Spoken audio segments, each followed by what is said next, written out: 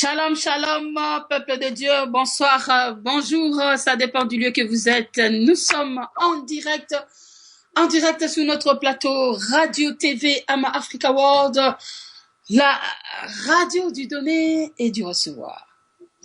Merci à tous en tout cas d'être connectés et branchés sur notre antenne. Vous savez très bien, le mission de ce soir, comme vous voyez, l'affiche sur vos écrans, l'affiche de la radio, en fait, dans l'écran que vous voyez, l'émission Deux valent mieux qu'un de notre pasteur David Mapamboli de Belgique. Eh bien, moi, je l'appelle l'homme qui répare les brèches dans le couple. Vous savez, le mariage, oulala, le mariage a perdu sa faveur. Donc, les gens n'ont plus de plaisir à se marier et le mariage est devenu synonyme de problèmes, de conflits. La femme ne fait pas bien son devoir, l'homme ne fait pas bien son devoir. Quand vous allez chez les femmes disent, bon voilà, les hommes d'aujourd'hui, c'est vraiment du n'importe quoi, ils savent pas prendre soin de nous, ils sont pas tendres, ils s'occupent pas bien de nous, on se prend parfaitement bien en charge et tout ça. Et quand on va chez les hommes aussi, ils disent aussi, ben voilà, les femmes d'aujourd'hui, ils ne respectent pas les hommes, les femmes d'aujourd'hui connaissent tout, ils commencent à travailler, elles gagnent bien leur vie, donc elles ne nous respectent pas. Alors, autant mieux ne même pas se marier, ben voilà, on va s'amuser, et voilà, il y en a de ceux-là qui se sont même donnés à s'autoproclamer célibataires endurcis, mais en vivant la vie de la fornication. Et il y en a aussi dans l'église, l'église du Seigneur, le lieu que moi je peux même dire, si on ne doit pas assister à des divorces, ça serait vraiment mieux qu'on ne le trouve pas à l'église, parce que c'est là où il y a l'amour, c'est là où il y a l'attente mutuelle, parce que le Saint-Esprit est là, Dieu est là, Jésus-Christ est là, parce que Jésus a dit, Marie, tu dois aimer ta femme comme Christ a aimé l'église, et la femme doit être soumise. Et vous voyez, toutes ces recommandations, apparemment, personne ne le respecte, et donc c'est du calvaire, c'est vraiment des problèmes sérieux, même dans l'église du Seigneur, le corps de Christ. Alors, nous sommes bien dans l'espace Am Africa World, qui milite pour la prise de conscience, la conscience, connaissance plus ou moins claire de notre existence. Conscience, c'est connaissance de ce dont aussi il s'agit. Alors, ce soir, il est question de vous parler sur l'émission Devant mieux qu'un. Le pasteur David met plus l'accent sur le mariage. Donc, comme il n'est pas encore là, nous sommes en train de l'attendre. Il nous a déjà fait signe qu'il nous rejoint d'ici là. Donc, voilà pourquoi je profite de ne pas vous lasser, d'écouter tout le temps la musique alors que le monsieur n'est pas là. Donc, on est déjà là. Donc, voilà. Alors, ce que je peux vous dire tout simplement que l'émission avec le pasteur David, il est le réparateur de brèche. Donc, lui, en tout cas, il dit, on peut encore vivre un mariage heureux. Il y a encore de l'espoir de vivre un mariage heureux. C'est aussi la parole de Dieu est mise au centre de ce couple-là. Eh bien, vous allez connaître votre jardin d'Éden, votre espace de délices.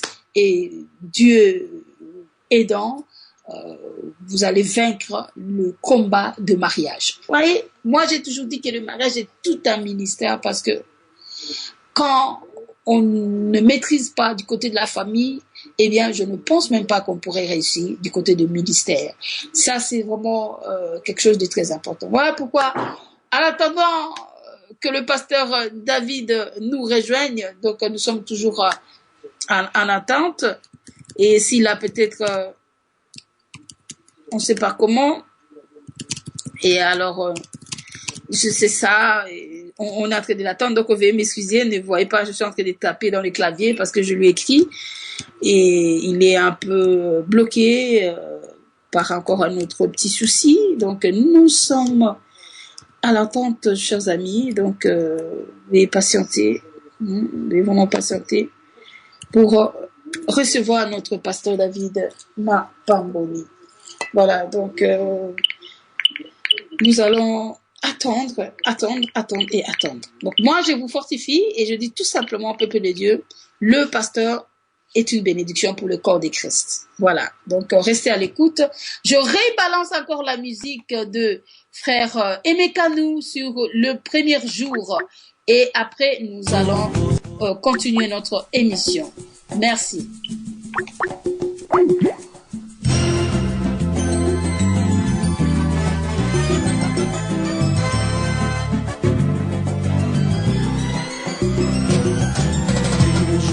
Mes yeux se sont posés sur toi. J'ai su que c'était pour la vie. Ton sourire a réveillé la vie en moi. Et mon cœur brûle de te dire je t'aime depuis toutes ces années. Malgré le petit tourments, les bons et les mauvais moments.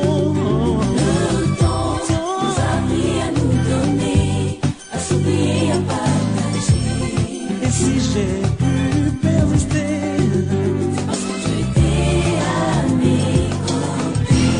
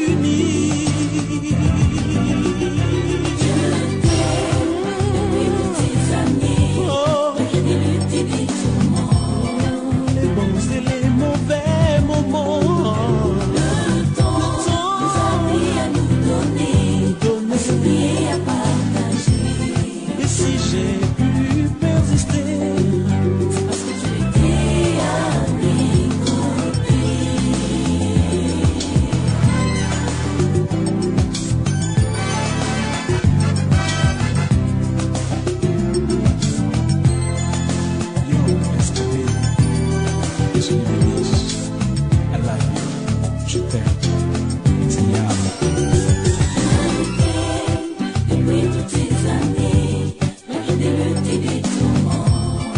Les bons et les mauvais moments. Le temps nous a appris à nous donner, et à partager. Et si j'ai pu persister, c'est parce que tu étais à mes côtés.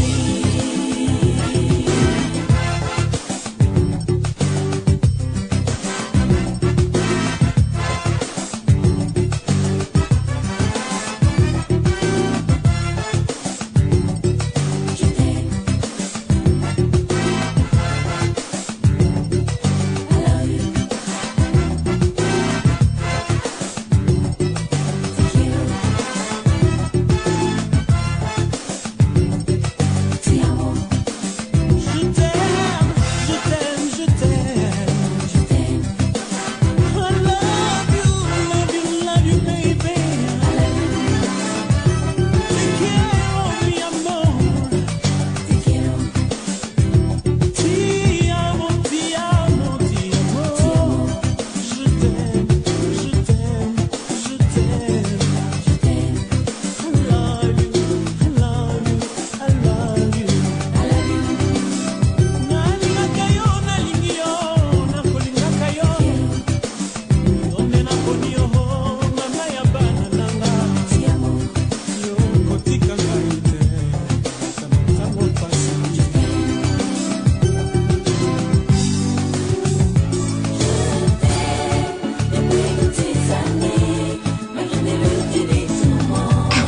Voilà, chers auditeurs, nous sommes encore une fois réunis sur le plateau. Donc, on est déjà là, on attendait le pasteur David de Mapamboli. Eh bien, gloire à Dieu, il est là, il est là, il est là, et je dois lui passer la parole sans oublier que Amafrica encore nous reçoit sur sa première émission de l'année dans cette émission d'Evan Lucas, l'espace Amafrica au TV. Bonsoir, pasteur David Mapamboli, et surtout bonne année. Bon, oui, bonsoir vraiment, évangéliste Feza, et bonne année à toi. Bonne année à tous les auditeurs qui sont nombreux à nous suivre ce soir en ce début de l'année 2016.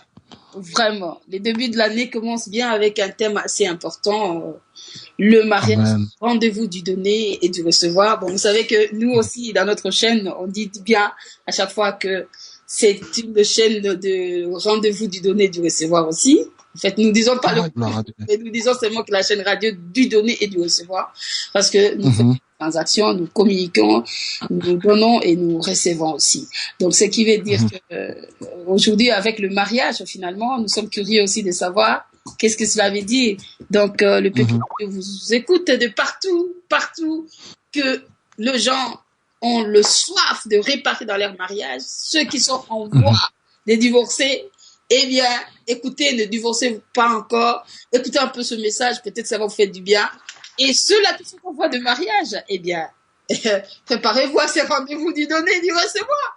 Pasteur David, je vous passe la parole. Merci. Gloire à Dieu. En tout cas, que Dieu soit encore béni, chers internautes, chers auditeurs, vous qui aimez la radio Amafrica World et qui aimez surtout l'émission de Valmieuquin qui est en train de passer en direct à cet instant. Nous voulons d'abord prier pour recommander cette première émission de l'année 2016 entre les mains de Dieu. La Bible dit, car au commencement était la parole était avec Dieu et la parole était Dieu et toutes choses ont été créées par cette parole. Seigneur, voilà pourquoi en cette demi d'année, tous les mariés, tous les fiancés, tous les célibataires qui aspirent au mariage sont branchés, Seigneur, sur cette radio afin de commencer cette année avec ta parole. Que ta parole puisse être la lumière qui va éclairer encore leurs pas dans le choix du conjoint, de la conjointe. Ta parole va être la lumière qui va les éclairer lorsque des ténèbres arrivent dans le mariage. Ta parole va être encore la parole qui va les éclairer lorsqu'ils ont besoin de recevoir du soutien de la part du Seigneur. Nous prions, Papa, qu'au nom de Jésus, cette parole fasse encore beaucoup de bien et apporte beaucoup de bénédictions dans la vie des gens. Dans le nom puissant de Jésus, nous avons ainsi prié 3 fois. Amen, Amen, Amen et Amen. Alors, vraiment, nous voulons passer encore un moment formidable autour de la parole de Dieu pour notre première émission. Et comme l'a dit l'évangéliste Feza, le thème d'aujourd'hui s'intitule le mariage, rendez-vous du donner et de recevoir. Ça tombe bien parce que c'est là aussi mis dans la pensée de la radio Am Africa World, et nous allons voir un peu ce que le Seigneur veut pouvoir nous dire au travers ce thème important dans lequel nous allons être tous abondamment bénis par rapport à ce que Dieu veut nous instruire ce soir. Alors, pour tous ceux qui nous suivent, tous ceux qui nous ont rejoints à cet instant, nous voulons parler sur le mariage, rendez-vous du donner et de recevoir. Alors, soyez branchés. Si vous avez des personnes que vous connaissez, qui sont aussi intéressés par cette émission, n'hésitez pas à les encourager en envoyant peut-être des emails ou des SMS ou des messages sur les radios, sur les réseaux sociaux, pour les inviter à être branchés sur la radio Am Africa World, pour que vous puissiez être bénis par ce message. Alors, premièrement, dans ce thème, le mariage, rendez-vous du donner et du recevoir, nous devons d'abord nous poser la question pour savoir c'est quoi le mariage. Je ne pourrais pas d'abord parler sur le rendez-vous du donner et du recevoir si nous ne pouvons pas expliquer d'abord c'est quoi le mariage.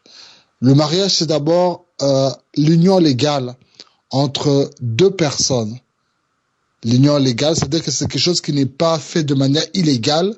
Ce n'est pas quelque chose où les gens vivent en cohabitation, où les gens ont un amant ou une maîtresse ou une concubine ou un petit ami, mais des personnes qui sont reconnues légalement au vu de Dieu, au vu des hommes. Et l'union légale de deux personnes, j'insiste, de sexe opposé. Ce n'est pas deux personnes du même sexe, mais deux personnes du sexe opposé, c'est-à-dire un homme pour une femme pour un homme. Et lorsque nous nous appuyons sur la parole de Dieu, qui est la Bible que nous lisons jour et nuit, le mariage est la première institution qui est établie sur terre. La première organisation que nous avons eue sur terre n'était pas une église, n'était pas une nation, n'était pas une société, n'était pas une entreprise, mais la première institution qui a été établie sur terre, c'était le mariage, qui était fait du premier couple qui était entre Adam et Ève. Et par cela, nous comprenons alors que le mariage est le plus vieux patrimoine de l'humanité. Voilà un peu en quelques mots ce que je peux dire sur le mariage. Donc le mariage n'est pas une fabrication humaine, mais le mariage est vraiment une fabrication divine. Ce n'est pas l'homme qui a pensé d'abord au mariage, mais c'est Dieu qui a trouvé qu'il n'est pas bon que l'homme soit seul, je lui ferai une aide semblable. Alors, en ayant compris ce que le mariage en quelques mots, nous devons savoir que le mariage est un point de rencontre où deux personnes de sexe opposé, un homme et une femme, se rencontrent dans ce lieu qu'est le mariage pour des échanges. Dans ces échanges, on donne et on reçoit. Donc quand tu entres dans le mariage, ce n'est pas dans un sens interdit, mais c'est dans les deux sens. C'est-à-dire qu'il y a un échange, il y a une interaction entre toi et ton mari, entre toi et ton épouse. Vous vous échangez. Et cet échange consiste à ce que l'un vient pour donner. Et de l'autre côté, non seulement tu donnes, mais tu reçois. Donc quand nous entrons dans le mariage, chacun a le devoir de donner quelque chose à son épouse ou à son mari, et chacun a le droit de recevoir. Donc, en entrant dans le mariage, comprends mon frère, comprends ma sœur, que tu as le devoir de donner, c'est-à-dire que tu as une obligation, tu as une recommandation à faire, c'est une obligation, tu es là pour donner, mais tu as aussi un droit, c'est un acquis, un privilège de pouvoir recevoir. Alors, je voudrais par ce message faire comprendre aux gens que en entrant dans le mariage, c'est un endroit où j'ai le droit de donner. J'ai le droit plutôt de recevoir. Mais j'ai surtout le devoir de pouvoir donner. Donc, ce qui est maintenant le plus important entre donner ou recevoir, c'est de pouvoir d'abord donner. C'est ce qui est plus important dans le mariage. C'est d'abord de donner avant de pouvoir recevoir. Pourquoi aujourd'hui des mariages ne fonctionnent pas? Pourquoi des mariages aujourd'hui sont en train d'emboîter? C'est parce que les gens entrent d'abord dans le but de recevoir. Je veux recevoir l'amour, je veux recevoir l'attention, je veux recevoir la soumission, je veux recevoir les câlins, je veux recevoir la tendresse, je veux recevoir l'argent, je veux recevoir ceci. Et on ne pense pas à ce que nous, on peut donner alors à notre mari ou soit à notre épouse. Ma sœur, avant de penser à ce que tu peux recevoir de ton mari dans le mariage, pense d'abord à ce que toi tu peux donner. Mon frère, avant de penser savoir ce que tu peux recevoir, pense d'abord à ce que tu peux donner. Et vous verrez, aujourd'hui, donc en tant que conseiller conjugal, quand je suis là à écouter les couples en problème, la plupart des couples ne font que se plaindre de leurs droits. Ah, pasteur, mon mari ceci, ou ma femme ceci. Et vous verrez que dans tout ce que ces personnes donnent comme plainte, ils ne parlent pas de leur obligation à eux. Ils ne parlent pas de leur devoir qui est de donner. Mais ils ne font que dans leur plainte que réclamer leurs droits. Ah, il ne fait pas ceci pour moi. Elle n'a pas fait ceci pour moi. Il n'est pas comme ça, ceci. Donc, la personne ne réclame que ses droits et oublie qu'avant tout, il y a des devoirs que je dois pouvoir accomplir. Et ensuite, je recevrai ce qui m'est dû. Donc, je dois changer ma mentalité en comprenant que comme le mariage est le lieu, le rendez-vous du donner et de recevoir, le premier verbe que je dois conjuguer dans le mariage, c'est d'abord donner. Et ensuite, le deuxième verbe, recevoir, reviendra automatiquement. Donc, entrez dans le mariage, frères, chers, entrez dans le mariage, chers célibataires, avec la pensée que je viens pour d'abord donner. Ou toi qui, le mariage boite, tu dis que non, c'est fini, j'en ai marre de ce monsieur ou de cette dame. Peut-être tu dois pas dire cela. Peut-être tu dois changer ta manière. Si tu attendais toujours que non, c'est lui qui doit faire le premier pas, fais le premier pas maintenant. Dis-toi, c'est moi qui va d'abord donner. Et quand je vais donner, c'est à ce moment-là que je vais pouvoir recevoir. Donc, pardonner, le donner doit devenir un style de vie. Ça veut dire que c'est ton style de vie. C'est quand on te voit comme une personne qui est prête à donner son attention, à donner son oreille pour écouter, à donner ses talents, à donner son temps pour l'autre, à donner ses biens pour l'autre, à donner sa protection à l'autre. Donc que le verbe donner devienne ton style de vie, mon frère, vis-à-vis de ton épouse. Ma sœur, que ton style de vie soit aussi de donner. Sois prêt à te donner tout ton être à ton mari. Sois prêt à donner toute ton attention à ton mari. Sois prêt à donner tout ton regard auprès de ton mari. Donc, que le donner soit ton style de vie. Le donner doit se faire aussi sans calcul. Il faut donner sans calculer. Aujourd'hui, le problème, c'est qu'il y a beaucoup de gens qui, ils se donnent, mais tout en ayant une calculatrice à côté. C'est-à-dire que lorsqu'il a donné, ça devient maintenant un compte à rendre. Ah, mais moi j'avais fait la vaisselle, c'est toi qui dois maintenant jeter les poubelles. Ah, moi j'avais fait ceci pour ta maman. Toi, si tu dois ton tour, tu dois faire ceci pour ma maman. Et moi, j'avais fait ceci. Donc, toi, c'est quelque chose, la personne se donne, mais de manière égoïste. C'est-à-dire qu'il calcule les choses. Non, non, non. Donne-toi à ton mari, donne-toi à ta femme, donne-toi à ton fiancé sans calculer. N'aie pas une calculatrice. Ne regarde pas le nombre de services que tu as rendus, mais continue toujours à donner. Parce que si tu te mets à calculer, qu'est-ce qui va se passer? Tu vas commencer à calculer le nombre de services. Tu vas comparer combien de fois toi tu as donné à l'autre qui n'a pas donné. Et c'est là que ça complique dans le mariage. Deuxièmement, il faut rendre service de manière naturellement. Donc, ce n'est pas quelque chose d'artificiel de donner.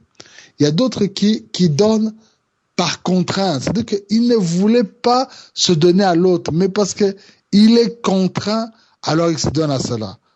Comme vous verrez des personnes, c'est parce que je me suis donné à lui dans le mariage parce que on était pauvres, notre famille était pauvre. Alors pour faire survivre notre famille, j'ai accepté ce mariage. Je me suis donné à lui par contrainte. Mais en elle-même, elle n'a pas besoin de se marier. Le jour maintenant, elle a ses moyens, elle lâche maintenant cet homme-là. Ou d'autres se sont donnés à des femmes seulement pour des mariages en blanc, seulement pour des papiers de séjour. Et quand ils ont obtenu leur papier de séjour, ils ne se donnent plus à cette femme. Ils abandonnent cette femme avec plusieurs enfants et ils vont refaire leur vie ailleurs. Ça, c'est se donner par contrainte. Se donner vraiment naturellement. Non pas aussi pour un gain sordide. C'est-à-dire que pas avec des ambitions. Il y a des personnes qui se donnent, mais il a des mauvaises intentions dans cela. Le but n'est pas vraiment de faire plaisir à l'autre, mais le but c'est de pouvoir retirer quelque chose de son côté. Ça, c'est pas se donner naturellement, mais c'est quelque chose d'artificiel, c'est quelque chose de faux, c'est quelque chose qui est fabriqué par des plans machiavéliques, et ça c'est mauvais. Mais nous devons nous savoir nous donner à l'autre de manière naturelle, mes chers amis. Alors, une autre chose dans donner, c'est se donner sans s'attendre en retour. C'est-à-dire que je me donne à ma femme, je me donne à mon mari sans m'attendre en retour. C'est pas que j'attends que quand je fais ceci, j'attends d'elle qu'elle va faire cela. Quand je fais ceci, non, non, non, non, non. Quand tu te donnes, donne-toi totalement à ton mari, sans pouvoir penser à ce que tu recevras en retour. Beaucoup de gens, ils se donnent tout en calculant déjà ce qu'il va recevoir en retour. Ah, si je donne ceci, l'après-midi, il fait qu'elle me remette ceci. Si je donne ceci, il faut qu'en retour, il m'achète ceci. Non, non, non. Donne-toi tout entier à ton mari, à ta femme, sans rien t'attendre en retour. Et quand tu conjugues là maintenant ce verbe donner comme un style de vie, comme quelque chose de naturel, sans pouvoir calculer, sans t'attendre en retour, que tu ne le veuilles ou tu ne le veuilles pas, automatiquement, tu recevras de l'autre quelque chose de très bien. Je voudrais qu'on puisse lire deux petits passages bibliques pour nous encourager à entrer dans le mariage en tant que de donneurs et non pas comme en tant que des receveurs.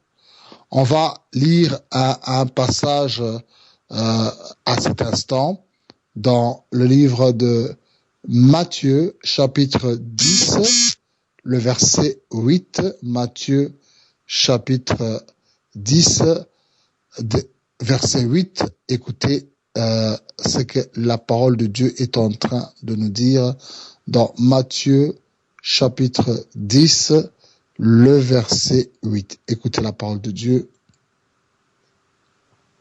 Alors, la Bible nous dit ceci dans Matthieu chapitre 10, le verset 8, il est écrit ceci. Guérissez les malades, ressuscitez les morts, purifiez les lépreux, chassez les démons. Et la phrase qui me touche, ces dernières phrases, on dit, vous avez reçu gratuitement, donnez gratuitement.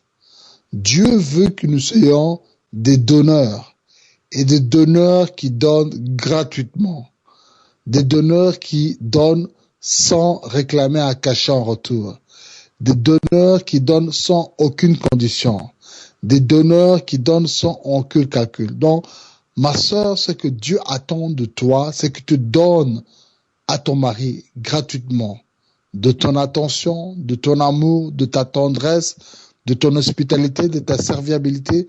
Tout ça, tu donnes cela gratuitement. Mon frère, ce que Dieu attend de toi, c'est que tu te donnes à ta femme tout ton cœur, ton amour, tes sacrifices, tes services, ta loyauté. Tout ça, tu te donnes gratuitement pour ta femme. Un deuxième exemple pour nous pousser à être encore des donateurs dans notre mariage avant d'être des receveurs, c'est en lisant Marc, l'évangile de Marc, au chapitre 9, et nous allons lire le verset 35.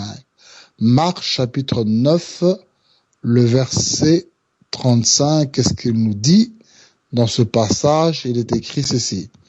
Alors il s'assit, appela les 12 et leur dit, si quelqu'un veut être le premier, il sera le dernier de tous et le serviteur de tous.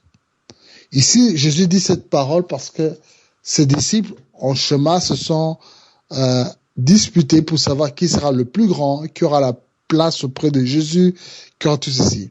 Et Jésus leur donne un secret. Si tu veux être le plus grand, si tu veux être le mieux servi, avoir la meilleure place, être honoré, sois d'abord le dernier de tous et le serviteur de tous. Comporte-toi comme le plus petit et comporte-toi comme le serviteur de l'autre.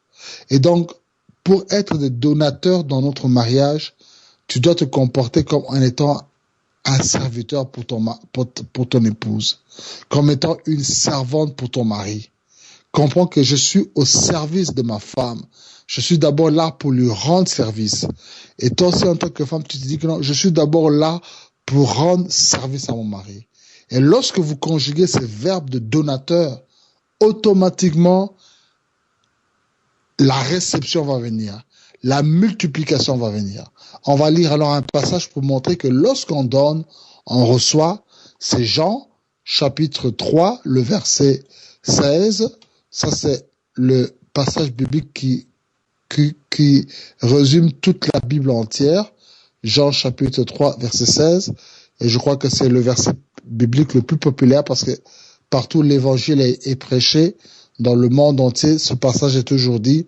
Jean, chapitre 3, verset 16, on dit, « Car Dieu a tant aimé le monde qu'il a donné son Fils unique, afin que quiconque croit en lui ne périsse point, mais qu'il ait la vie éternelle. » Ça, c'est ce passage qui nous dit que Dieu a tant aimé le monde qu'il a donné. Dieu il a tant aimé. C'est-à-dire que il avait un amour tellement extrême pour le monde. Ce monde-là, c'est moi et toi. Ce monde-là, c'est ton frère, c'est ta sœur, c'est tous les hommes qui vivent sur terre. Et Dieu a tant aimé qu'il a manifesté cet amour que par une seule chose, il a donné. Il a donné ce qui était de meilleur. Il n'a pas donné les anges, il n'a pas donné l'or ou le pétrole, mais il a donné son Fils unique. Son Fils en qui il met toute son affection, c'est ce qu'il a donné.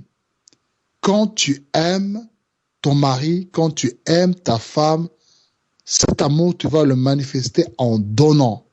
Et en donnant ce qui est de meilleur. Et la Bible dit que lorsque Dieu a donné ce qui était de meilleur, son Fils Jésus-Christ, la Bible dit afin que quiconque croit en lui ne périsse point. Lorsqu'il a donné son Fils, les gens ont cru en lui, Pierre a cru en lui, Jean a cru en Jésus-Christ, l'apôtre Paul a cru en Jésus-Christ, tant de gens dans la foi, Étienne, Aquila, Priscilla, Barnabas, tous ces gens ont crié au Seigneur Jésus et sont devenus enfants de Dieu. Moi, j'ai cru au Seigneur, l'évangile se fait a cru au Seigneur. Vous voyez que on est en ce monde donné une seule personne, son Fils unique. En retour, Dieu a eu une multitude de fils et des filles qui sont devenus des enfants de Dieu en acceptant son Fils Jésus-Christ. Donc, s'il avait voulu garder le meilleur pour lui-même, il n'aurait pas eu la multitude des hommes et des femmes de toute nationalité qui allaient devenir ses enfants. Mais il a accepté de abandonner l'enfant unique qu'il avait pour en retour recevoir une multitude des enfants. Donc, ma sœur, quand tu donnes le meilleur à ton mari, quand tu donnes le meilleur de ce qui est de toi à ta femme, sache-le que en retour, tu recevras beaucoup plus que ce que tu as donné à ton mari. Beaucoup plus que ce que tu as donné à ta femme. Donc, ne te dis pas que, si je donne le meilleur de moi-même à mon mari, il va commencer à blaguer avec moi, il va pas me respecter. Ou, si je donne le meilleur de moi-même à ma femme va porter la culotte, elle va oublier que je suis le chef de la maison. Non, au contraire, mon frère. Au contraire, ma sœur. Quand tu donnes le meilleur de toi en tant que femme pour ton mari, quand tu donnes le meilleur de toi en tant qu'homme pour ton épouse, sache-le que quand tu vas commencer à récolter, ce sera encore beaucoup plus que ce que toi tu as donné à ta femme, de ce que toi tu as donné à ton mari. Donc, le donner apporte la réception, mais en multiplication. Vous comprenez? Je donne 1, mais quand je reçois, ce n'est pas 1 que je reçois. Je donne 100, mais quand je reçois, ce n'est pas 100 que je reçois. Je reçois en multiplication ce que j'ai donné à mon partenaire. Donc, j'encourage tout le monde à pouvoir être des donneurs et pour pouvoir recevoir beaucoup de bonnes choses en multiplication dans le mariage. Alors, il y a une règle d'or que nous devons respecter pour pouvoir expérimenter ce lieu de rendez-vous et de donner. Et j'avais dit que le donner, c'est le devoir de chaque personne. Et le recevoir, c'est le droit de chaque personne. Donc, quand j'entre dans le mariage, je dois comprendre qu'il y a une loi d'or qui régit le mariage. Cette loi est composée de 2 éléments, ce sont les devoirs et les droits. Quand j'entre dans le mariage, j'ai des devoirs à accomplir en tant qu'homme vis-à-vis de ma femme. Et femme aussi, quand j'entre dans le mariage, en tant que femme, j'ai des devoirs envers mon mari. Et quand j'accomplis maintenant mes devoirs en tant que femme auprès de mon mari, j'ai maintenant le droit de recevoir ce qui m'est dû en tant que femme de la part de mon mari. Et quand moi aussi, en tant qu'homme, j'accomplis ce qui m'est dû auprès de ma femme, je recevrai. Maintenant, le problème, c'est que beaucoup sont dans le mariage, ils réclament seulement les droits qu'ils veulent vis-à-vis de leur épouse ou vis-à-vis de leur mari, mais ils ne veulent pas accomplir leurs devoirs. Or, la Bible nous a donné un commandement à chaque homme d'accomplir son devoir et à chaque femme d'accomplir son devoir.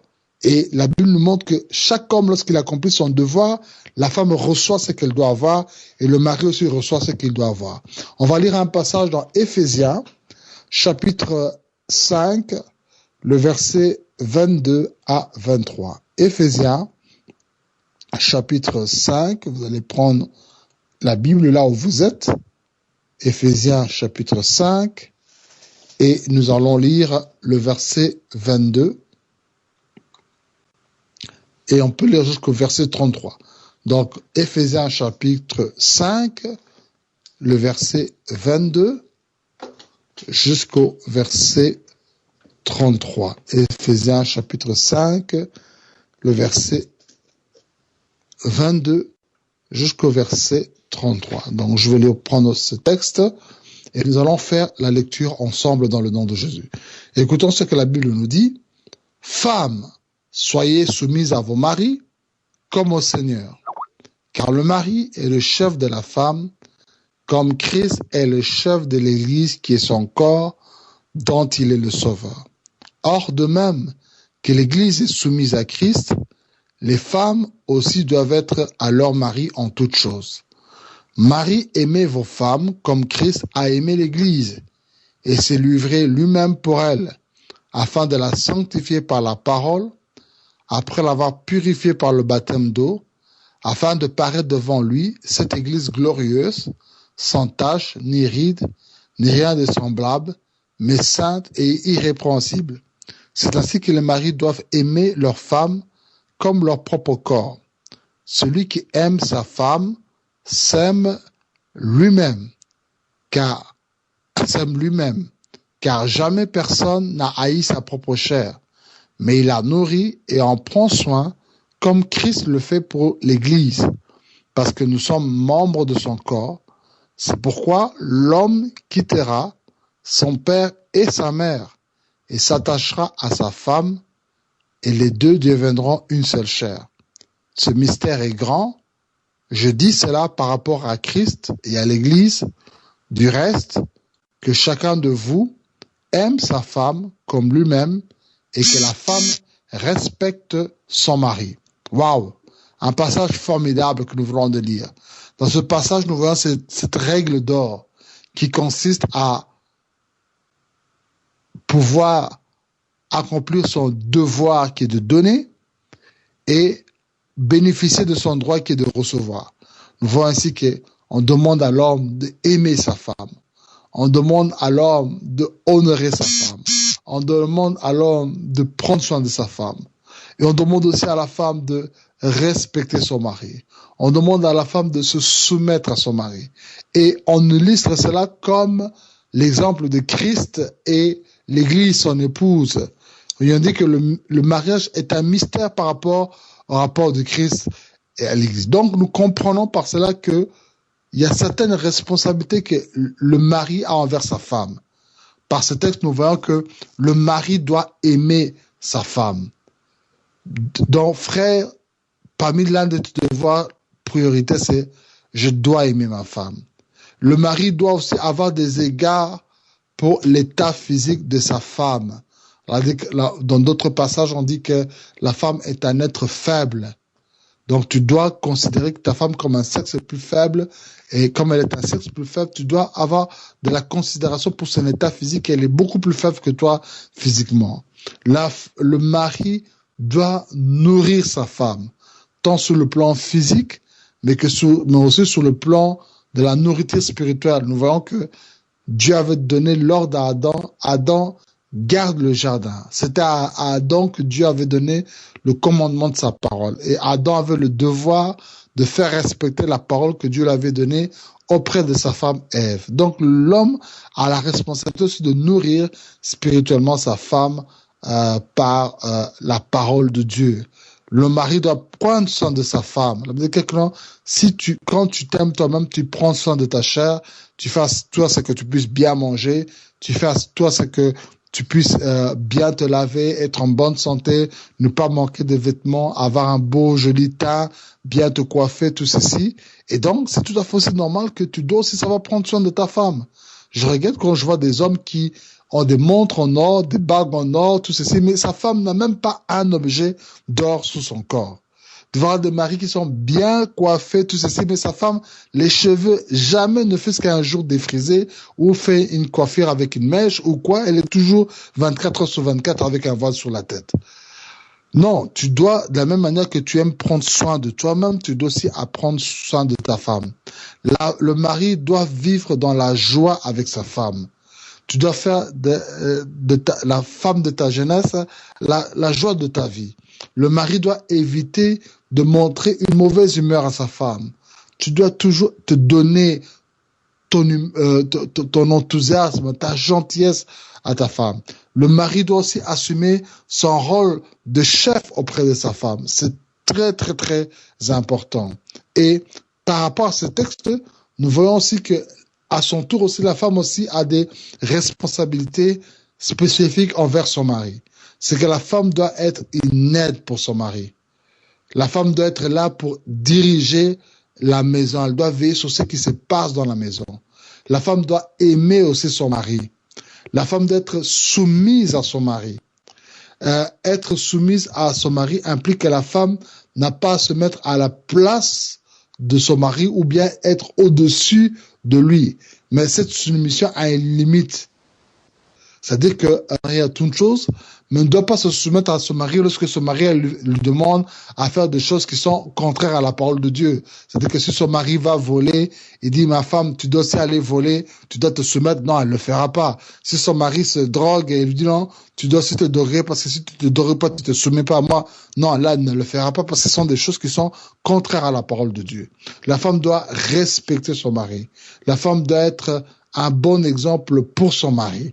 Donc, vous voyez que, au travers de ce texte que nous venons de lire, la Bible pousse l'homme et la femme à comprendre chacun le devoir qu'il a vis-à-vis de son partenaire. Et j'avais dit que, sœur, quand toi tu respectes ta responsabilité d'être, de te donner totalement à ton mari, tu recevras automatiquement sur de ton mari ce que tu as droit.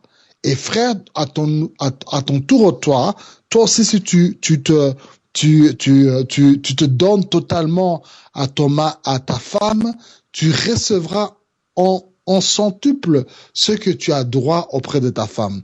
Alors, je voudrais montrer un peu les exemples que l'homme et la femme peuvent s'attendre lorsque je me donne totalement à mon mari ou je donne totalement à ma femme, ce qu'il recevra de son partenaire.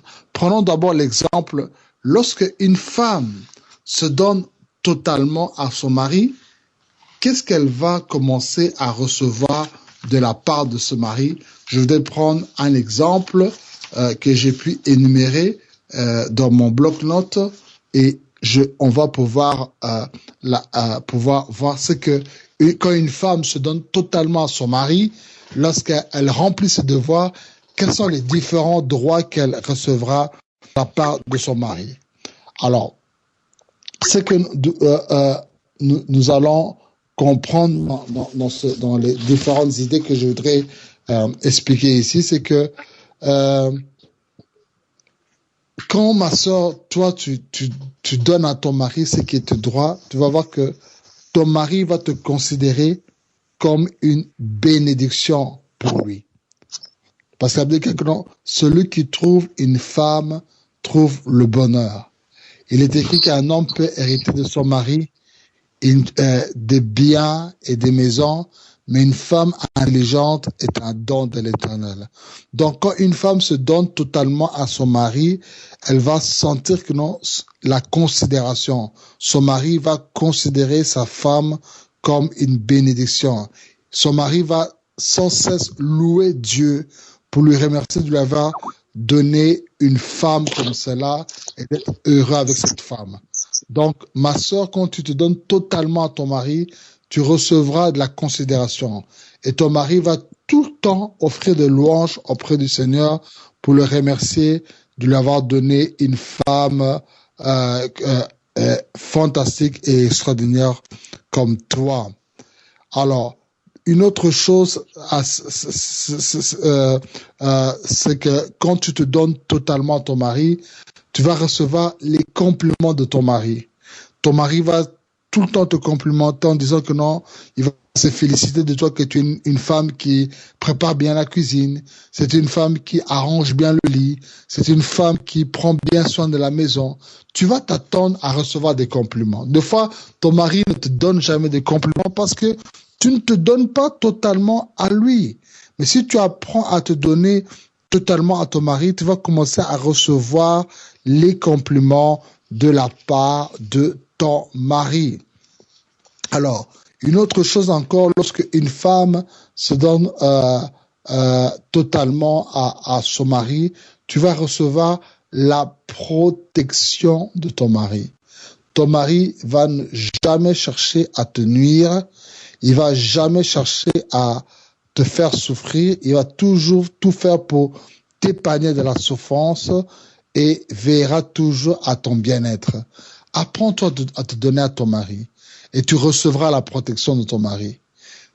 Ton mari va chercher à tout instant à t'épargner de toutes sortes de souffrances et il va chercher toujours à t'apporter le bien-être. Il va être tout le temps courtois avec toi. Il sera toujours gentil avec toi. Il sera toujours aimable avec toi. Il ne va jamais te parler durement. Pourquoi? Parce que tu te donnes totalement à lui. Et c'est vraiment très, très important de faire cela. Et quand tu te donnes totalement à ton mari, il ne cessera de temps à autre, ou bien même régulièrement, à t'offrir des cadeaux. Des fois, tu ne reçois jamais de cadeaux depuis le jour où vous êtes mariés.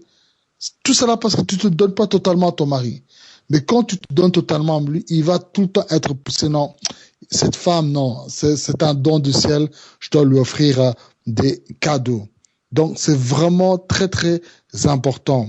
Et en plus de cela, quand tu te donnes totalement à ton mari ne va jamais t'abandonner. Même si vous passez de moments difficiles, la maladie peut venir, des difficultés fortes peuvent arriver dans ta vie, tu peux te retrouver malade ou handicapé ou quoi que ce soit, mais il ne va pas t'abandonner, même dans la maladie, même dans l'handicap physique que tu peux avoir dans ton corps, parce que tu t'es donné totalement à lui. Donc, cela va couler automatiquement de sa part. Et tu vas recevoir de lui le respect et l'honneur. Donc, il ne va jamais chercher à te ridiculiser, à te critiquer ou à te réprimander en public. Quand une femme est insoumise, le mari ne pourra jamais t'honorer en public. Le mari ne pourra jamais te respecter en public. Il va toujours te ridiculiser en public. Mais quand tu es soumise à ton mari, il ne va jamais chercher à te ridiculiser. Il ne va jamais chercher à te réprimander en public, ni devant ses amis, ni devant sa famille, ni devant sa belle famille. Mais il va toujours te respecter et te donner beaucoup d'honneur par rapport à cela. Et quand tu es une femme qui te donne totalement ton mari, tu peux t'attendre à ce que ton mari va chercher à travailler dur pour pourvoir à tous tes besoins. Quand un homme se sent à l'aise avec sa femme, il est poussé, ça le stimule à travailler dur pour pouvoir aux besoins de sa femme, de sa maison et de ses enfants. Mais si toi, la femme, tu ne le respectes pas, tu fais pas ceci, il va gagner son argent. L'argent, il les dépense dans les boissons, il les dépense dans les nourritures, ou il les dépense auprès d'une maîtresse ou une amante ou un troisième bureau. Mais lorsqu'il sait que non, ma femme se donne totalement à toi, c'est pour toi qu'il va travailler dur, c'est pour toi qu'il va tout faire pour pouvoir aux besoins, que tu sois bien habillé, que tu sois bien coiffé, que tu puisses voyager, que tu puisses avoir une voiture, que ta famille à toi soit bien. Voilà à ce que tu peux t'attendre lorsque ma femme, ma sœur, tu te donnes totalement à ton mari. Alors, de l'autre côté aussi, pour nous les frères, lorsque nous nous donnons totalement à nos femmes, nous pouvons aussi nous attendre aussi à recevoir aussi des bonnes choses de la part de ton épouse. Frère, quand tu te donnes totalement à ta femme, sache-le que en retour, Dieu fera que tu es une femme sage dans la maison. Ça veut dire que la femme sage bâtit la maison, mais la femme insensée la renverse de ses propres mains. Donc, quand un homme se donne totalement à sa femme, en retour, Dieu fera que c'est la femme que tu as dans ton foyer soit une femme sage, une femme qui bâtit ta maison, une femme qui sait assumer des grandes responsabilités, une femme qui sait être à l'écoute et qui sait reconnaître toutes les règles qui peuvent amener la maison à vivre dans l'ordre et non pas à vivre dans le désordre. Mais si tu ne sais pas te donner totalement pour ta femme, cette femme aussi ne pourra pas être une femme ordonnée, une femme qui pourra respecter l'ordre dans ta maison, une femme qui pourra assumer des grandes responsabilités. Quand tu aimes ta femme, tu reçois sa soumission. Pour qu'une femme se soumette à toi, ce n'est pas que tu dois crier. Ce n'est pas que tu ne dois jamais montrer tes dents. Ce n'est pas que tu dois toujours entrer à la maison avec le visage fermé. Non. Donne de l'amour à ta femme, sans grincer des dents, sans fermer tes sourcils, sans être un visage en lingala, maître Mabé, mais tu verras que ta femme va se soumettre à toi. Donc, l'amour apporte la soumission de sa femme et non pas l'agressivité et non pas les violences conjugales et non pas en tapant ou en maltraitant ta femme que tu vas dire que non, c'est comme ça que je vais dominer cette femme, je vais dompter cette femme. Non, on ne donne pas ta femme. Tu dois aimer et tu recevras alors la soumission de ta femme. Quand tu apprends à te donner totalement auprès de ta femme, elle aussi à son tour ne va jamais te ridiculiser. Elle ne va jamais te critiquer ou te réprimander devant les gens. Mais au contraire, elle va te considérer. La Bible parle de la femme vertueuse. Elle dit que dans la ville, son mari est considéré aux portes à cause de cette femme vertueuse. Donc, tu recevras de la considération dans ta famille, dans ton quartier, dans ta génération, à cause de cette femme.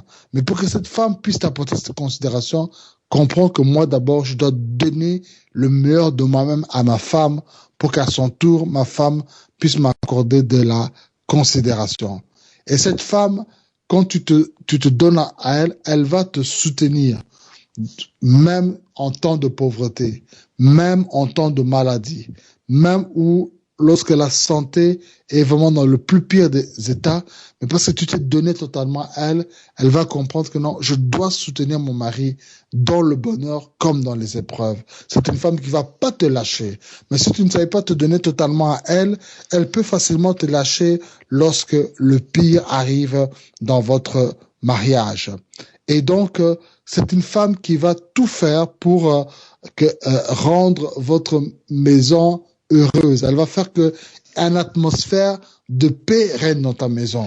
Mais si tu ne sais pas te donner totalement à elle, bien-aimée, ta maison va devenir un enfer parce que tu vivras avec une femme insupportable.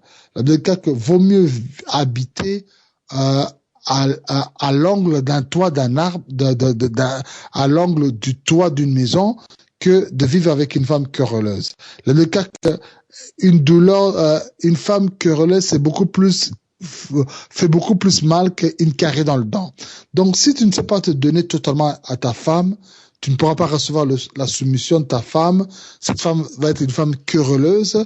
Et là, ta vie va être une vie vraiment impossible. Ta maison va être inhabitable. Tu vas toujours passer ton temps en dehors de chez toi parce que chez toi, c'est l'enfer. Donc, si tu veux t'épanouir de ces choses-là, apprends-toi à te donner totalement à ta femme et tu recevras en retour de bonnes choses. Tu recevras une bonne humeur de ta femme, tu recevras la gentillesse de ta femme, tu recevras la confiance de ta femme et ces choses feront que vous puissiez mener à une vie de couple épanouie. Voilà, mes bien-aimés, ce rendez-vous dans lequel je voudrais que chacun d'entre nous puissions comprendre. C'est l'année 2016 qui vient de commencer. Nous sommes encore au début de cette année 2016. Je ne sais pas ce qui a été pour toi 2015. Je ne sais pas qu'est-ce qui n'a pas marché en 2015. Mais je sais que comme c'est une nouvelle année, on dit toujours une nouvelle année avec de nouvelles habitudes.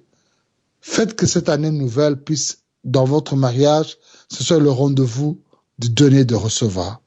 Si vous n'êtes pas encore marié, vous êtes dans les fiançailles, préparez-vous à entrer dans le mariage en étant des donneurs. Et en étant de donneurs, vous allez recevoir de bonnes choses. Ou vous êtes encore célibataire, mais vous aspirez un jour à vous marier, à rencontrer l'homme de votre vie ou le futur conjoint. Donc, l'un des critères le meilleur pour savoir quel est le bon mari ou la bonne épouse que je vais prendre, c'est choisir un homme ou une femme qui est prêt à se sacrifier pour son futur mari ou bien sa future épouse. Quelqu'un qui va avec un esprit de donneur et non pas un profiteur ou bien, comme on dit en lingala, c'est nous, un mouchina.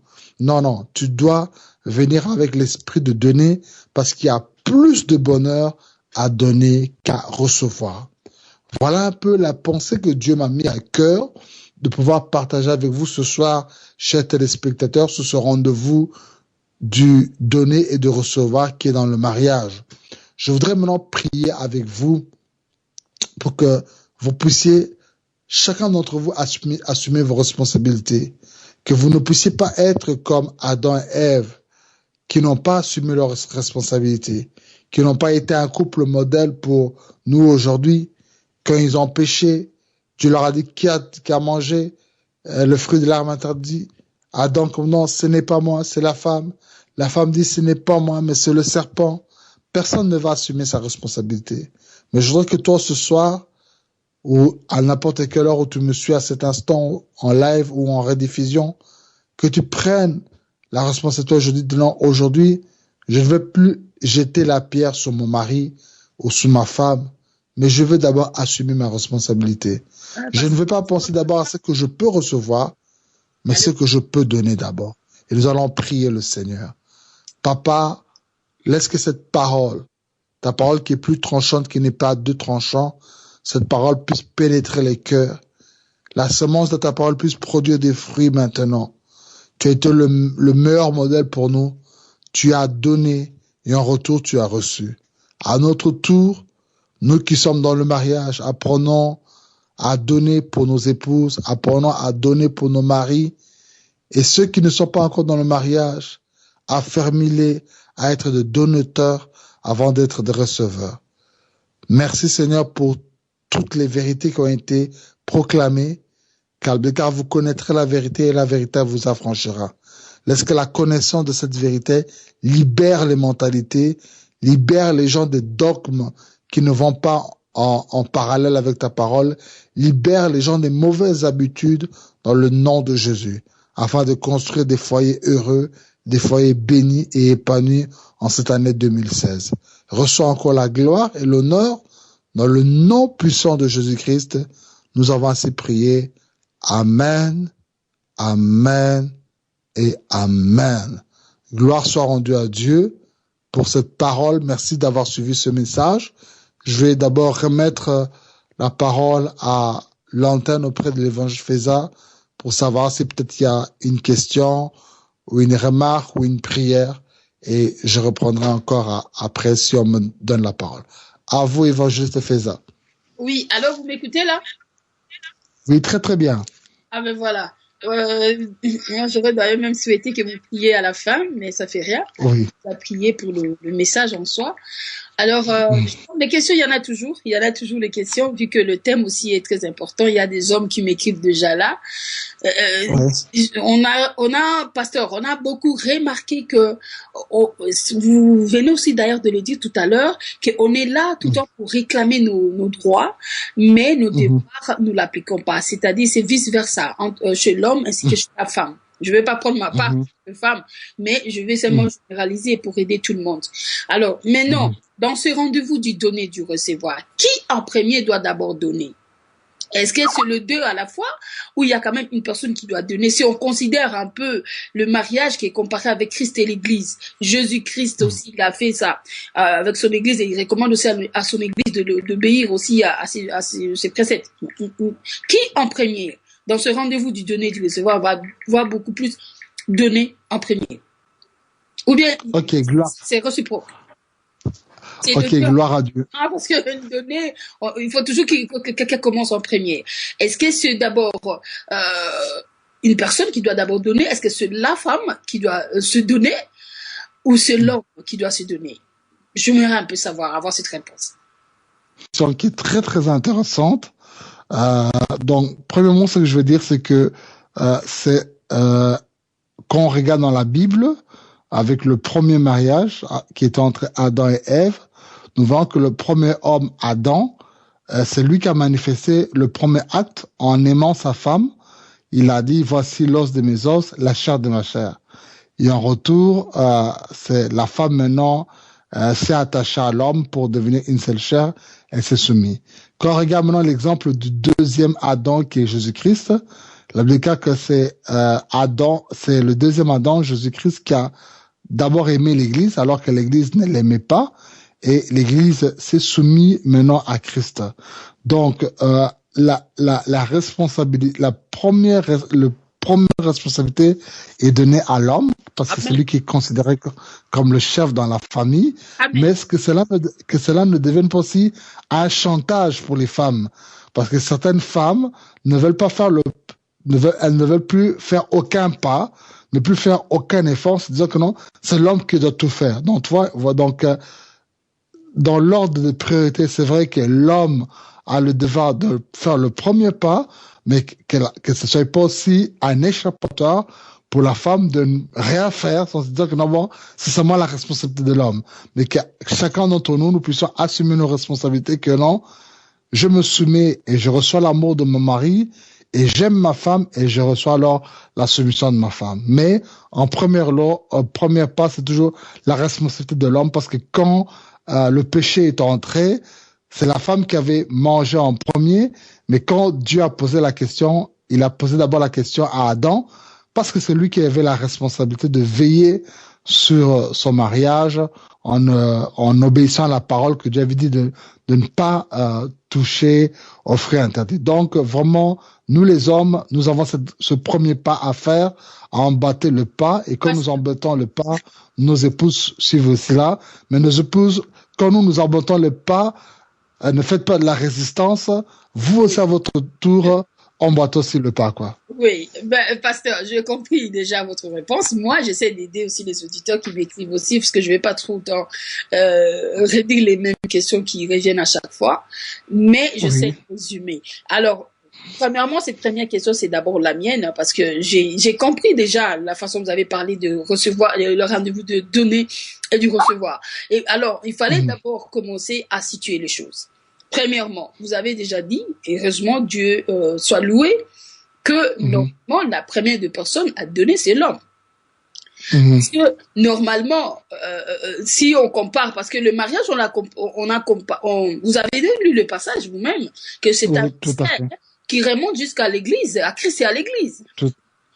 Voilà. Vous avez dit aussi que Jésus-Christ, au départ, l'église ne l'avait pas aimé. Mais qu'est-ce que lui a fait? Il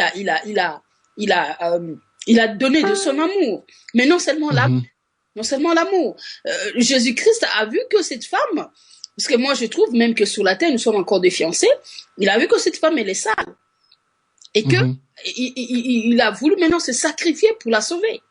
Donc on voit que dans ce rendez-vous du donner et du recevoir, c'est l'homme qui joue d'abord le rôle principal. Parce que si l'homme n'offre pas l'amour, si l'homme ne se sacrifie pas pour sa femme, comment peut-il attendre une reconnaissance de la femme? Comment je trouve que moi je peux dire, pasteur, vous allez m'excuser, parce que je vais quand même essayer quand même de pousser aussi les autres à comprendre un peu, parce qu'on a des problèmes sérieux dans le mariage. Je vois que le recevoir revient à la femme. Et que le donner revient à l'homme. Parce que si on voit déjà, par exemple, si vous avez dit que ces données-là, la femme aussi doit donner, je trouve que si elle doit donner, elle ne doit que donner ce qu'elle a reçu. Je suis désolée. Elle doit donner ce qu'elle a reçu. Parce que l'Église, elle est vue comme la femme. Jésus est vu comme le mari. Il s'est sacrifié pour son Église.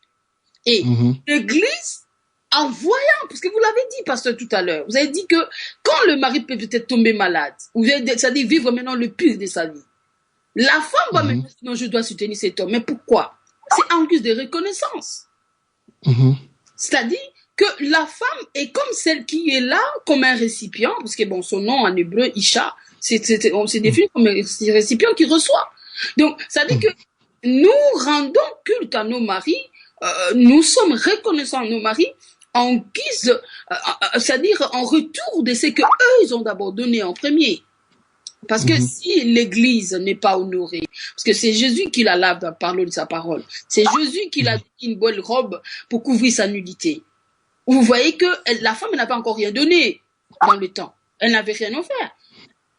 C'est Jésus qui l'a aimé sans condition. Il a aimé comme ça. Alors, il y a aujourd'hui de ces hommes qui prétendent aimer la femme, mais qui, apparemment, dès le départ, obligent déjà la femme à beaucoup de choses. Tu dois faire ceci, tu dois faire cela. Imaginez, pasteur, qu'est-ce que vous dites de ces hommes qui vivent avec des femmes qui ne l'ont jamais dotées, par exemple? Il y en a plein. J'ai connu des couples où ils disent que non, j'ai habité avec lui pendant 20 ans, on a fait 2 enfants, mais on n'est pas encore marié, m'a jamais doté. Ah non, mais parce que c'est devenu une habitude. Mais si vous voyez l'homme là, il réclame beaucoup de choses. Ces femmes sont malheureuses parce qu'elles sont jamais d'abord pas été lavées. On l'a pas donné une robe qui représente ses devoirs. Parce qu'une femme mariée est honorée. Une femme mariée est honorée. Mais quand la femme n'est pas mariée, ça veut dire qu'il n'y a pas un signe d'honneur. La femme n'est pas honorée. Bon, maintenant, tu dois se sacrifier aujourd'hui. Il y a de ces hommes qui réclament à la femme, tu dois travailler, tu dois aussi avoir l'argent, nous sommes dans un monde d'innovation, la femme travaille, l'homme aussi travaille. Donc l'homme peut avoir une femme qui travaille, qui gagne de l'argent. Vous imaginez? C'est un homme qui ne prend rien. Alors maintenant, une telle femme, qui sent ça que non, elle-même doit se sacrifier pour bénéficier de cet homme-là. Alors une fois qu'il est au foyer, moi je ne sais pas quelle reconnaissance, quelle adoration que cette femme va donner à ses maris. À ça, elle a C'est ça que les hommes ne comprennent pas. Je trouve que le donner là va beaucoup plus commencer par vous, les hommes. Parce que si vous avez honoré votre femme, vous avez pris la femme en bonne due forme chez ses parents, vous l'avez mariée, vous l'avez honorée, vous avez fait de vous votre épouse. La femme ne sait pas parler français. Ben vous dites non, moi j'aime une femme qui parle bien français. Mais est-ce que le français ne s'apprend pas? Parce que Jésus le fait pour son église, elle la nettoie tout le jour. Mais les hommes veulent des hommes parfaits. Alors que ils ne savent pas que c'est cette perfection-là qu'ils cherchent. Ils peuvent contribuer pour changer l'image de leur femme. Moi, j'ai connu des femmes. C'est ça que nous voulons un peu savoir. Parce que quand vous dites que c'est réciproque, moi, à ma conception, je sais que je dois obéir à mon mari, mais c'est cet homme-là qui a déjà payé les prix pour moi. Que je vois qu'il s'est beaucoup pour moi. Il m'a sauvé. Il m'a sauvé. C'est-à-dire, l'église, aujourd'hui, rend le culte, l'adoration à Jésus. Pourquoi? Parce qu'il se souvient qu'elle était perdue. Elle était rejetée par des dieux. Que Jésus l'a sauvée. C'est par Jésus que maintenant on s'approche de Dieu. Voilà pourquoi nous le rendons culte en guise de reconnaissance. Mais si nous, les femmes, nous voulons, dès le départ, tu m'abordes, tu commences à exiger que si je parle bien français, si j'étudie, que si je travaille et tout ça, ce que tu cherches de moi. Ben, une femme qui ne travaille pas, qui n'est pas trop intelligente, est-ce qu'elle n'a pas droit à l'amour? Est-ce qu'elle n'a pas droit aussi qu'on puisse l'aider à s'inscrire dans une école pour apprendre le français? Est-ce qu'elle n'a pas droit à ce que son mari puisse un peu façonner sa vie? Ça dit que, bon, moi, je vois ma femme, elle s'est pas bien instruite et je vais l'introduire là, pour apprendre le cours là, amène-moi Plus tard, la femme, quand elle va grandir, elle va dire, c'est que je suis aujourd'hui, c'est grâce à mon mari. Est-ce que cette femme-là, si son mari arrive à souffrir, cette femme-là va l'abandonner? Non, nous sommes dans un couple, nous vivons maintenant des couples qui sont dans des comptes à rendre. Chacun rembourse ce qu'elle a reçu de l'autre. C'est ça. Moi, je dis, pasteur, de donner là, de recevoir, il faut bien nous aider. Il faut aider les hommes de comprendre d'abord. Christ l'a fait, les hommes ne veulent pas le faire. Et pourtant, on dit qu'ils doivent aimer leur femme comme Christ a aimé l'église. Donc, on a donné un modèle des vertus, mais on n'épouse pas au fond là, dans ce mystère-là. Et encore une fois, la femme, l'église, parfois aussi, elle se comporte pas bien aussi. Donc, Jésus doit tout le temps intercéder encore pour elle, pour la changer. Mais les hommes ne sont pas patients. Il y en a de ces hommes aujourd'hui, elle épouse une femme, elle a fait pondre des enfants, il la rejette, quoi? Parce que, elle faisait ceci, des réseaux banals parce qu'ils veulent pas supporter, et ils veulent encore prendre une autre, parce qu'avec une autre, je crois qu'ils vont voir la perfection. Non! C'est ça que moi je vous dis. C'est donner là, c'est l'homme qui va donner. Et la femme va recevoir. Et quand elle reçoit, elle rend le culte à son mari. C'est là c'est là où que l'homme voit que non, j'ai beaucoup s'aimé et voilà ce qui est le résultat de ma femme. C'est une femme qui ne retrouve pas le sauveur, du côté sauveur du mari ou du côté seigneur du mari. Il trouve pas. Il trouve pas. Voilà. J'ai bien écouté tout votre plainte au nom de toutes les femmes qui nous suivent à cet instant. Alors, premièrement, le mariage, rendez-vous de donner et de recevoir. C'est vrai que la femme est comme un réception, elle est comme une fleur, c'est-à-dire qu'une fleur, lorsque elle est arrosée, la fleur s'épanouit, mais quand la fleur n'est pas arrosée, elle fanit. Amen. Amen. Mais il y a aussi une chose il y a aussi une autre chose qui est très importante, c'est que lorsque maintenant un homme avec une femme se sent marié légalement dans le mariage, là j'adresse à tous les couples mariés légalement, quand vous êtes dans le mariage, maintenant Dieu donne des ordres qu'il a mis dans Éphésiens, il dit clairement, femmes, soyez soumises à vos maris, comme au Seigneur, car le mari est le chef de la femme, comme Christ est le chef de l'Église, qui est son corps, dont il est le sauveur. Ainsi, on dit, hors de la mise à Christ, les femmes doivent l'être aussi à leur mari en toutes choses. De l'autre côté, il y a un commandement que Dieu donne maintenant aux hommes. Marie, aimez vos femmes comme Christ a aimé l'Église et s'est livré lui-même pour elle, pour la sanctifier, la purifier, la faire paraître glorieuse, sans tache, ni rien de semblable, mais sainte. C'est ainsi que les maris doivent aimer leur femme comme leur propre corps. Celui qui aime sa femme s'aime lui-même, car jamais personne n'a eu sa propre chair, mais il la nourrit en prend soin. Donc, nous voyons ici que ce sont des ordres que Dieu a donnés à la femme vis-à-vis de son mari et des ordres que Dieu a donnés au mari vis-à-vis de sa femme. Donc, chacun respecte ce pas-là, ça porte l'épanouissement dans le couple. Et ce pas-là, l'homme le commence en donnant de l'amour à sa femme. Lorsqu'il lui donne l'amour, il se sacrifie pour elle, il prend soin d'elle, automatiquement, la femme lui remet la soumission. Et plus la femme lui donne cette soumission, plus aussi la femme recevra encore davantage plus l'amour de son mari. Mais lorsque maintenant un déséquilibre se fait, c'est-à-dire que soit d'un coup le mari ne donne plus beaucoup l'attention à sa femme, il n'aime pas assez sa femme, il ne sait pas prendre soin d'elle, il ne sait plus se sacrifier pour elle, automatiquement qu'il ne s'attende pas en retour à ce que ce qu'il a besoin de recevoir de sa femme, il le reçoive. Oh non, ça va diminuer. De même aussi la femme. Quand le mari te donne tout ce que toi tu as besoin, mais en retour, tu ne le donnes pas, tu diminues cela, ne t'attends pas aussi que le mari te donne encore davantage en plus ce que tu as besoin.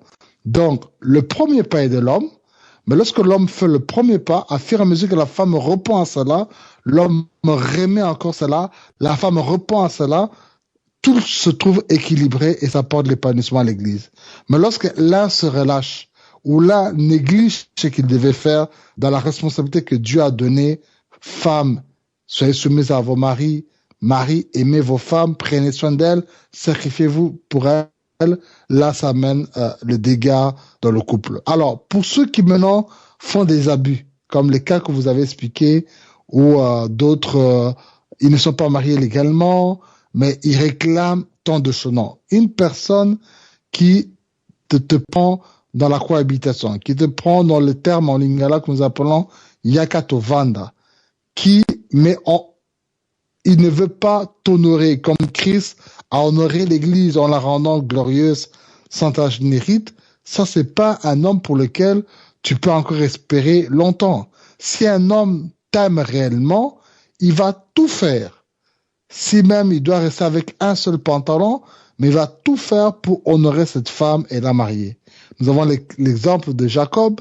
Jacob, il avait tellement aimé Rachel qu'il a été prêt même à travailler 14 ans pour pouvoir toujours prendre Rachel en mariage. Nous avons l'exemple de David. Il avait aimé la fille de Saoul. Saoul lui a donné un nombre de prépuces du sexe d'homme qu'il devait amener. David a amené beaucoup plus que ce que Saoul lui avait demandé. Donc, quand tu aimes, tu es prêt à faire le sacrifice. Et le sacrifice, si tu aimes la femme dont tu parles réellement que tu aimes, tu seras aussi à faire tous les sacrifices qu'il faudra pour ce qu'on t'exigera par la famille de la femme pour pouvoir marier cette femme. Mais quelqu'un qui garde une femme en kidnapping chez lui et ne l'honore pas, non, ce gars-là, c'est un criminel, c'est un assassin qu'on peut pas respecter. Et aussi pour l'élément que vous avez dit par rapport à ce que la femme ne parle pas français, tout ça, non. On dit bien ici que non, celui qui aime sa femme, c'est comme s'il s'aime lui-même. Donc, ce que tu aimes bien faire chez toi, si tu aimes bien rouler en voiture, tu peux aussi aider ta femme aussi à rouler en voiture. Si toi, tu t'exprimes bien en français, tu vas aussi faire tout que ta femme s'exprime bien en français, ou bien toi-même, tu l'apprends en français, ou soit tu le mets dans un cours en français. Si toi, tu aimes telle chose, tel vêtement, tu voudrais aussi que ta femme aussi soit bien habillée. Donc, celui qui aime sa femme, s'aime lui-même. Celui qui n'aime pas sa femme, c'est que lui-même d'abord, il ne s'aime pas. Donc vraiment, pour résumer, les hommes faisant le premier pas.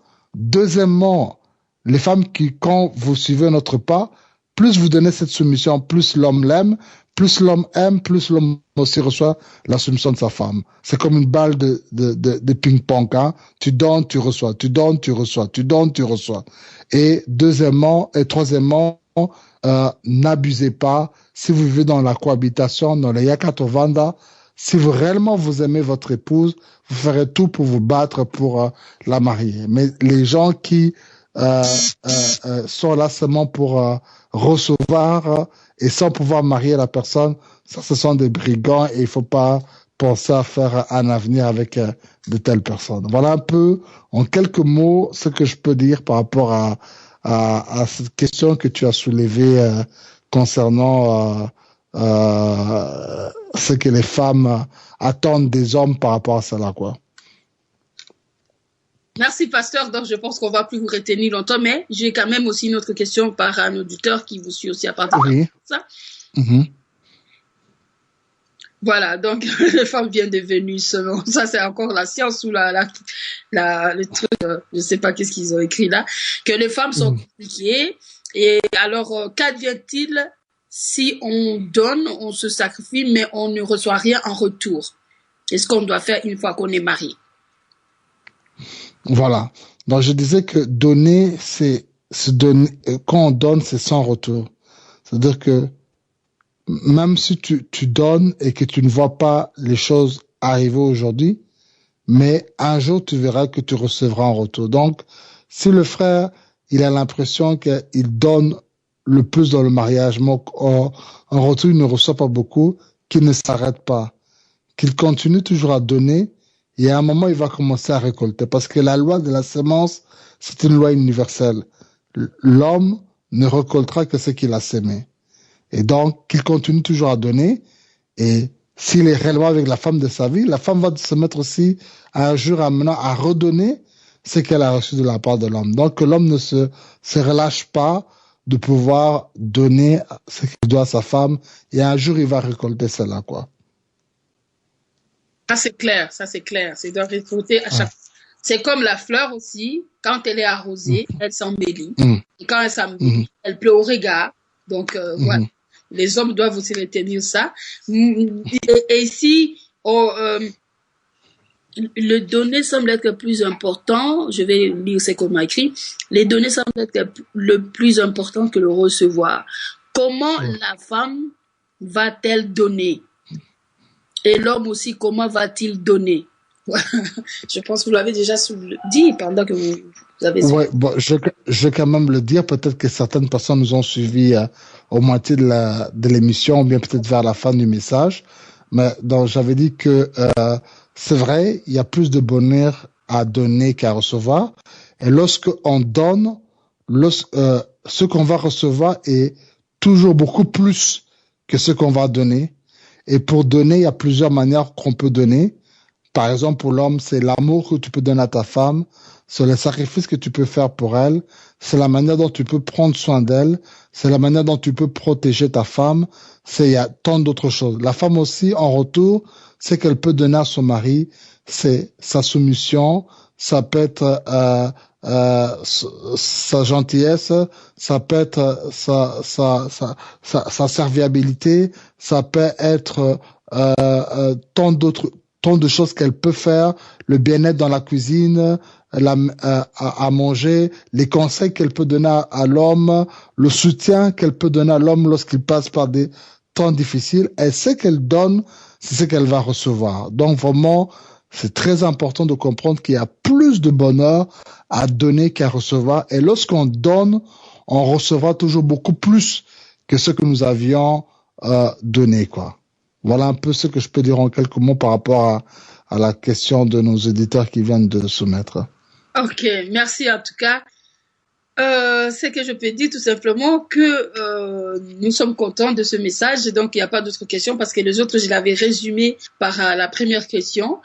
Et je ne sais pas, Pasteur David, si vous avez encore un dernier mot de la fin pour ce message. Et nous sommes à votre écoute. Voilà. Voilà, vraiment, je suis très très content pour l'intérêt que les gens ont manifesté aujourd'hui dans les 4 coins du monde pour suivre cette émission de Van Mika, la première édition de cette année 2016. Vraiment, ne vous bornez pas seulement à écouter cette parole, mais mettez-la en pratique et le Dieu de paix sera avec vous. Il apportera le bonheur dans votre vie, dans votre foyer, dans votre couple. Et je prie que vraiment cette parole puisse encore continuer à porter des fruits et que le Saint-Esprit continue encore à parler dans vos cœurs. Et j'en profite encore pour souhaiter encore une bonne année pour toutes les personnes, une bonne année pour vous-même, évangéliste Feza, et que cette année 2016 soit une année vraiment de cette radio de faveur sur ta vie, Sœur Feza, et de faveur sur toutes les personnes qui ont l'habitude de suivre cette émission et sur toutes les autres émissions qui passent aussi dans cette radio, faveur sur faveur, dans le nom de Jésus. Soyez vraiment rassasiés de faveur en 2016, du 1er janvier jusqu'au 31 décembre 2016. Amen. Les yeux cessants.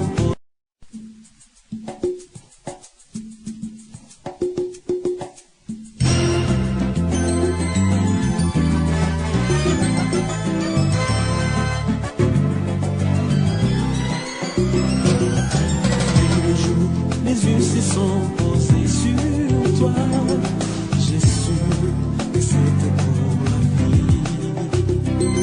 Ton sourire a réveillé la vie en moi. Et mon cœur brûle de te dire je t'aime depuis toutes ces années, malgré le détournement, les bons et les mauvais moments.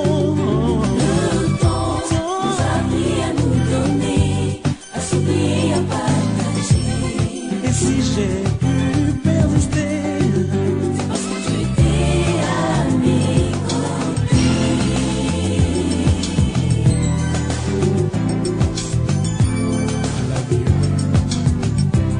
I love you, baby.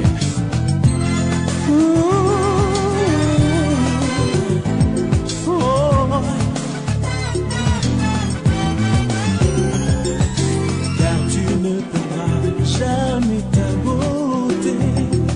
Tu es la plus belle dans mon jardin.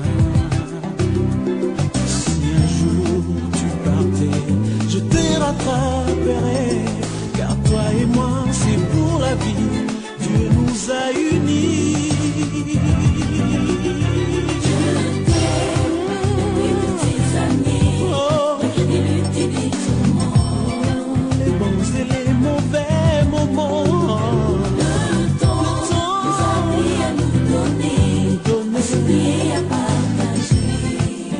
J'ai pu